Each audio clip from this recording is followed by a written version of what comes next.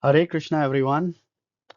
Welcome to the chapter 3 of Bhagavad Gita, Karam Yoga, the path of selfless action. In chapter 2, Krishna gave us philosophical foundation, explaining who we truly are and how to act without attachment. But now, in chapter 3, he brings those teachings into real life. This chapter is incredibly relevant because all of us are constantly engaged in action.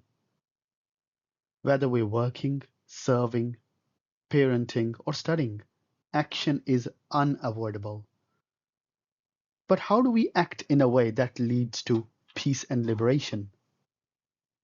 That's the focus of Karma Yoga, transforming ordinary work into sacred offering.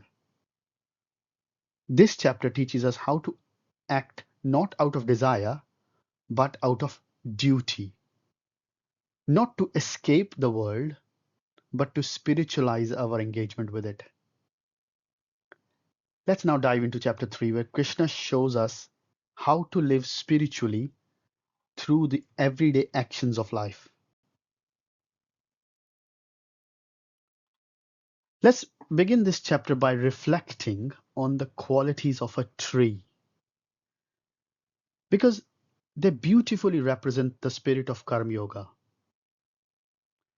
A tree selflessly produces fruits, but doesn't keep any for itself.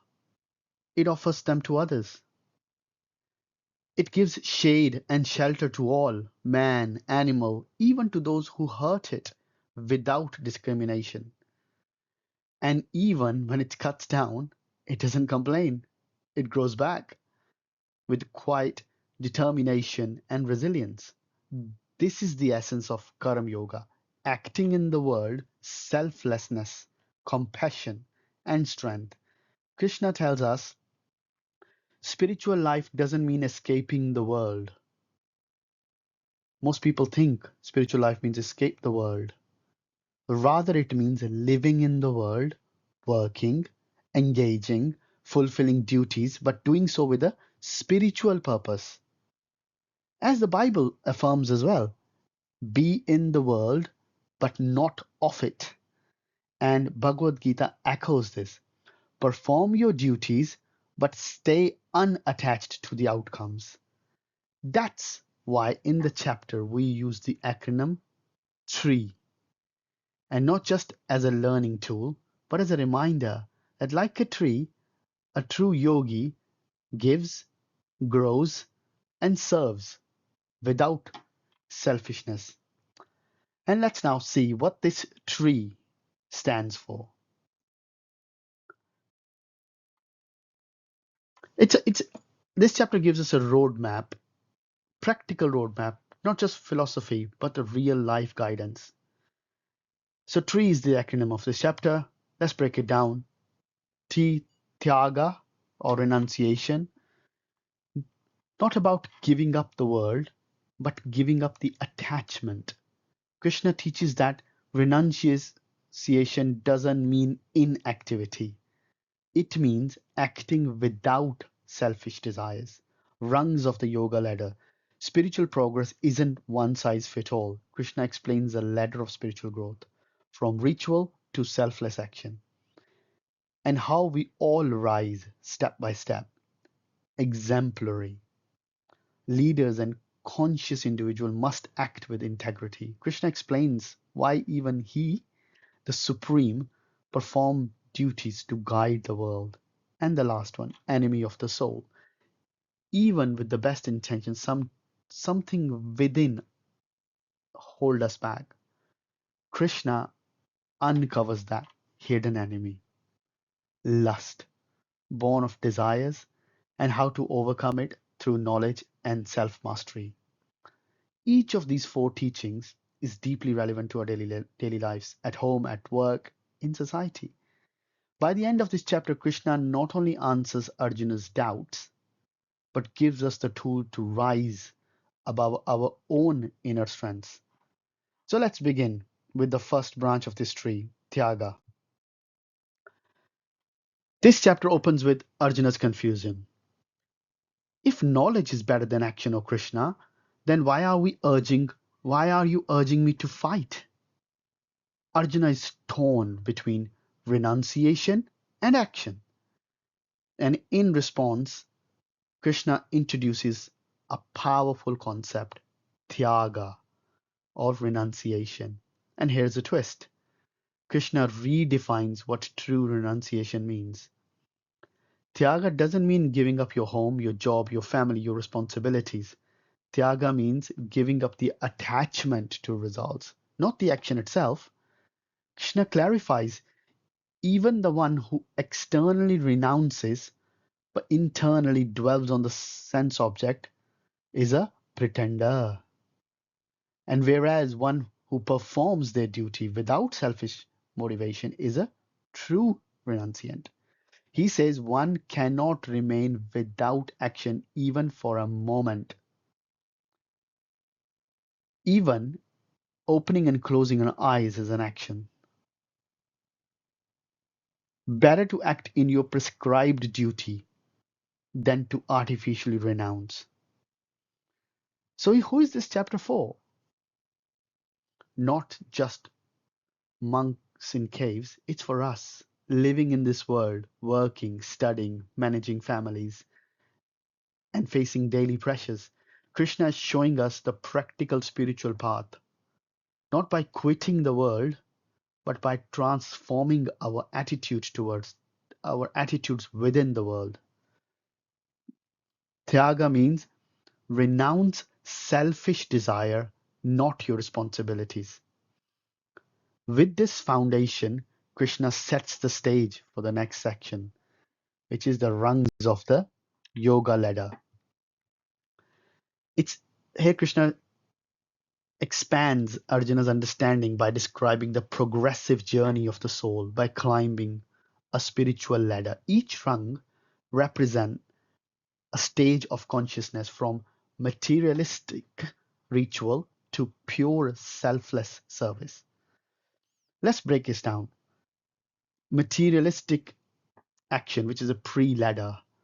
Here one works only for enjoyment with no spiritual intent. Life is all about me.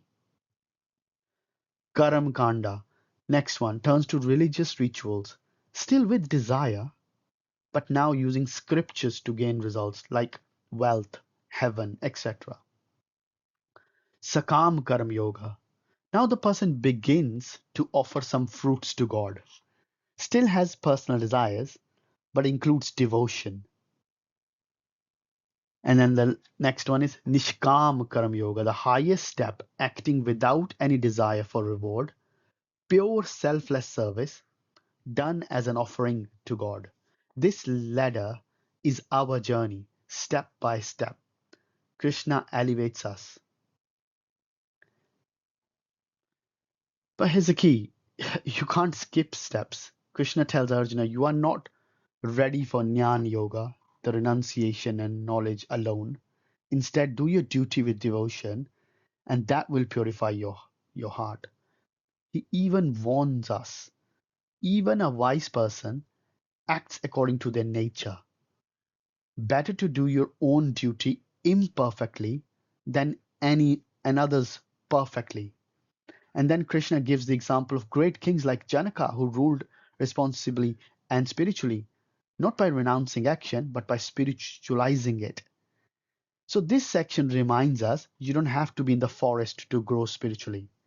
You can climb the ladder right from here where you are, through your work, offered with right consciousness. Exemplary. After describing yoga ladder, Krishna now shift focus to leadership by example. He explains that those who are spiritually awakened must continue to act in this world, not because they need to, but to set the right example for others. Whatever a great person does, common people follow. And whatever standards they set, the world pursues. That's in shloka number 21. This is such a powerful verse because all of us, whether we realize it or not, influence others. Krishna himself says, "O Arjuna, there's nothing I need in the whole three worlds. Yet I still act. For if I for if I didn't, others would stop performing their duties." He also refers to Janak Maharaj, a saintly king who ruled with full dedication to duty and yet remained detached within. So, what's the message here? A Karam yogi doesn't escape the world. Instead, they stay and uplift it. In practical life, this means as parents, teachers, or leaders, we model the values we want others to live by. We act not out of the need, but out of the responsibility. And Krishna also he cautions us. He says, don't disturb the mind of those still attached to worldly actions. Instead, gradually uplift them by your example. This section teaches us a golden rule of spiritual life. The more we grow, the more we must guide. The more we know, the more we must walk our talk.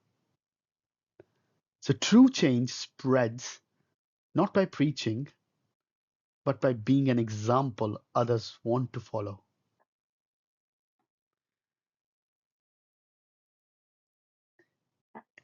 Enemy of the soul. As chapter 3 concludes, Arjuna raises a deeply relatable question. Oh Krishna, even if I know something is wrong, why do I still do it? What force compels me to act sinfully as if against my will? Krishna's answer is crystal clear and universal. It is lust alone, Arjuna, born of contact with the mode of passion. It is all devouring, sinful enemy of the soul. That is verse 3.37. Lust here doesn't mean romantic desire. It refers to any selfish craving, the constant I want more impulse for pleasure, power, recognition, or control. Krishna calls this Mahashana, all devouring, Mahapapna, the greatest sinner, and the true enemy within. He even explains how this enemy works. Like smoke covering the fire, it clouds our clarity. Like dust on a mirror, it distorts our vision. Like womb enclosing an embryo, it blinds our inner awareness. And where does this lust reside? Reside in the senses, the mind, and the intelligence. It corrupts our thoughts, emotions, and decisions from within. So, what do? Krishna says, start with self control by regulating habits, environment, and inputs. Then steady the mind through reflection, chanting, and introspection. And finally, anchor the intelligence by deepening your understanding of Gita's wisdom. He concludes, conquer the enemy, O Arjuna, by spiritual strength, the purified intelligence fixed on the self. And this closing section reminds us true victory begins not only on the battlefield outside, but in the battleground within.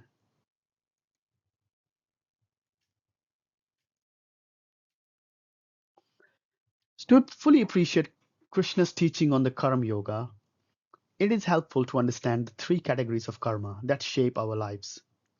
Think of them as your karmic bank account. What you have earned, what you are spending, and what you are earning now. Number one is Sanchit karma, the stored karma. This is the accumulated karma from all previous lifetimes, the giant reservoir of good and bad deeds waiting to bear fruit. It is a huge saving account of karma, most of which we don't even remember, but it's there in the background. Prarabdha karma, the destined karma. This is a portion of the sanchit karma that is fully that is currently unfolding in this lifetime, shaping our birth, body, family, opportunities, and challenges. It's like the karma you've already cashed out and must now experience. That is why some things in life feel predetermined, even if we don't understand why. And the third one is kriyaman karma, active karma. This is the new karma we create through our actions right now. In this lifetime, the beauty of kriyaman karma is this is where our free will lies. Every choice we make or adds to this category and has power to shape our future. So why does this matter? Krishna's message in chapter 3 is this: you can't change the karma that's already come your way, but you can choose how to respond. And you can create a new future by acting in the right consciousness. Karam yoga is about not reacting impulsively, performing your duty, acting selflessly, and offering the results to Krishna. By doing this, we don't accumulate further karma. Instead, our action becomes liberating rather than binding. So remember, you're not helpless.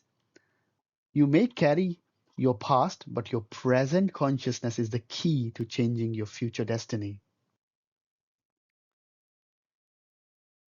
We have now completed chapter 3 of Bhagavad Gita, Karam Yoga, the path of selfless action. Let's take a moment to reflect on what we've learned. Krishna began by addressing Arjuna's confusion. Should I renounce or should I act? And Krishna's answer was profound. Don't run away from the world, engage with it, but do it consciously without attachment. Karam Yoga isn't about quitting your job or responsibilities.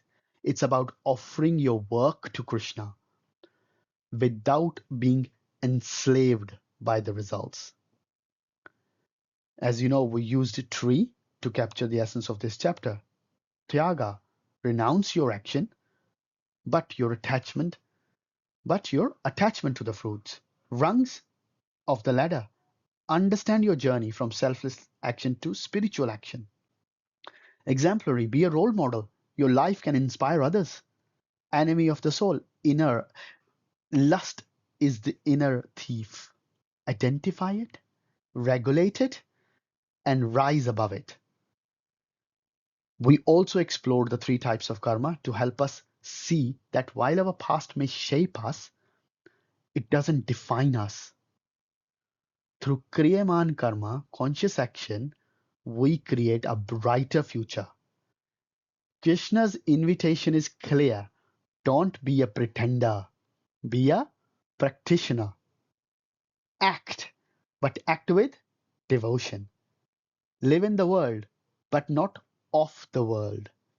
Let's strive to live like a tree, rooted in dharma, offering shade without expectation, steady and resilient amidst storms. And as we prepare for chapter 4, Jnana Yoga, Krishna now begins to reveal why this transcendental knowledge is so special, how he taught it, and who is qualified to receive it. Until then, let's try to apply one small insight from chapter 3 in our lives. Hare Krishna.